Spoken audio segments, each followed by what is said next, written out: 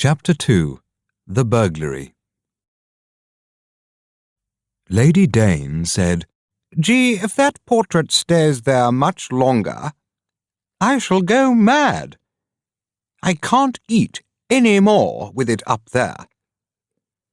She looked up at the big portrait on the wall opposite the breakfast table. Sir Jehoshaphat said nothing. Lady Dane did not like the portrait.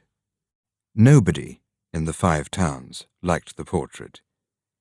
But the portrait was by Cressage, the finest portrait painter in England, and a portrait by Cressage cost £1,000 or more.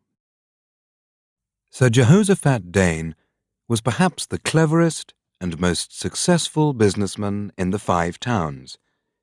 His business, called Dane Brothers, had one of the biggest pottery factories in England, and their cups and plates went all over the world.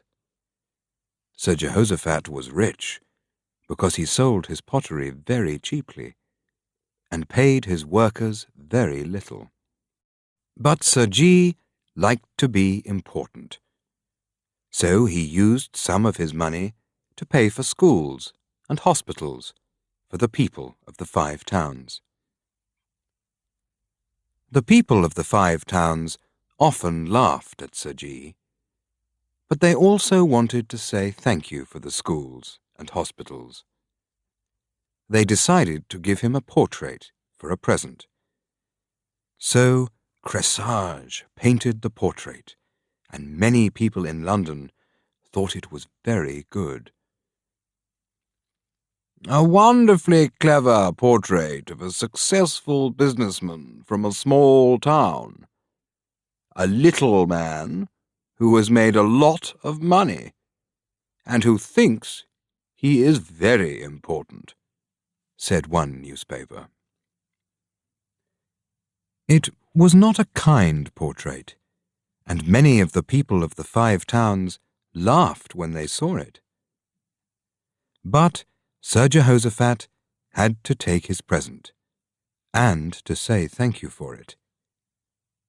Now it was on his wall in his home, Sneyd Castle, and after 16 months, Lady Dane was tired of looking at it. "Don't be stupid, wife," said Sir G. "I'm not taking that portrait down, or selling it. Not even for £10,000. I want to keep it."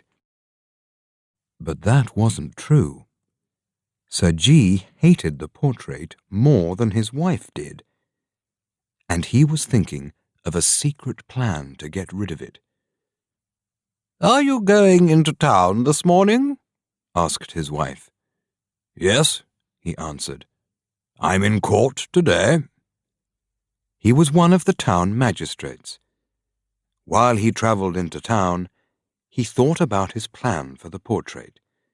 It was a wild and dangerous plan, but he thought it was just possible.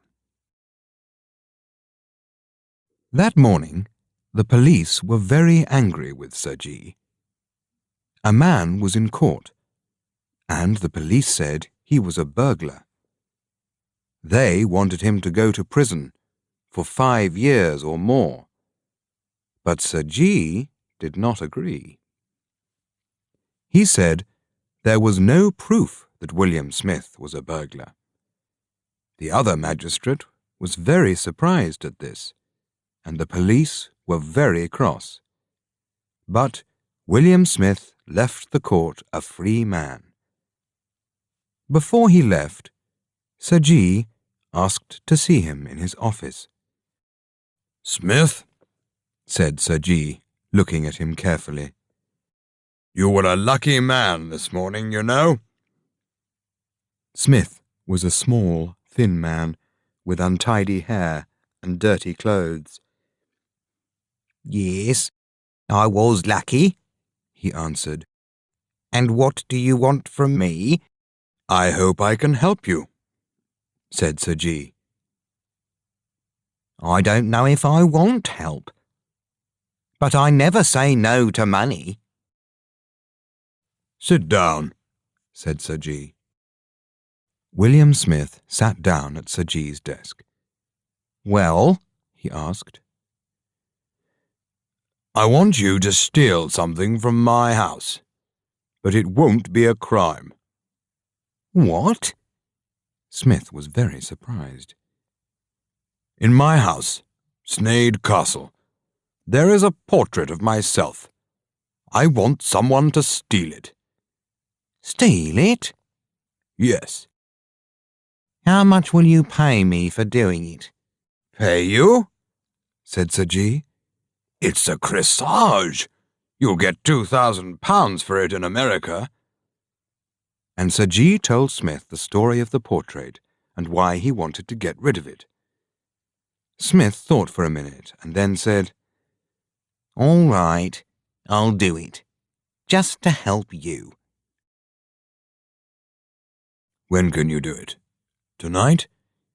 No, said Smith. I'm busy tonight. Well, tomorrow night? I'm busy tomorrow, too. You're a busy man, said Sir G. Well, business is business, you know, said Smith. I can do it the day after tomorrow. But that's Christmas Eve. Well, it's either that or Christmas Day. I'm busy again after that. Not in the Five Towns, I hope, said Sir G. No, there's nothing left in the Five Towns. So they agreed on Christmas Eve. Now, said Sir G, I'll describe the rooms in Sneyd Castle to you. Then you'll know where... William Smith looked at him and laughed loudly. Describe the rooms to me? Do you think I'm stupid? I'm a businessman. I know Sneyd Castle better than you do. On the afternoon of the 24th of December, when Sir Jehoshaphat came home to Sneyd Castle, his wife was packing suitcases. The Danes were going to their son's house for Christmas. Their son John had a new wife and a new baby, and he wanted to spend Christmas in his new home with all the family. Sir G. said nothing to his wife immediately. He watched her for a while, and then later, during tea, he said suddenly, I can't come to John's house this afternoon. "Oh, G," she cried, "you are difficult. Why didn't you tell me before?" He didn't answer the question. I'll come over tomorrow morning, perhaps in time for church. "There's no food in the house, and the servants are all going away on holiday. There's nobody to cook for you. I'll stay with you if you like." No, I'll be all right. Lady Dane went to her sons, leaving some cold food for Sir G. Sir G. had a cold, silent meal in front of his portrait. He was alone in the castle, and that was a good thing, he decided. There were no servants to wake up and hear William Smith at work. Sir G. was a little afraid. Perhaps it was dangerous to bring a burglar into the house. He looked again at the portrait in its big gold frame. Will he take the frame? He asked himself. I hope he doesn't. It's very heavy. I don't think one man could carry that. But perhaps Smith had someone to help him.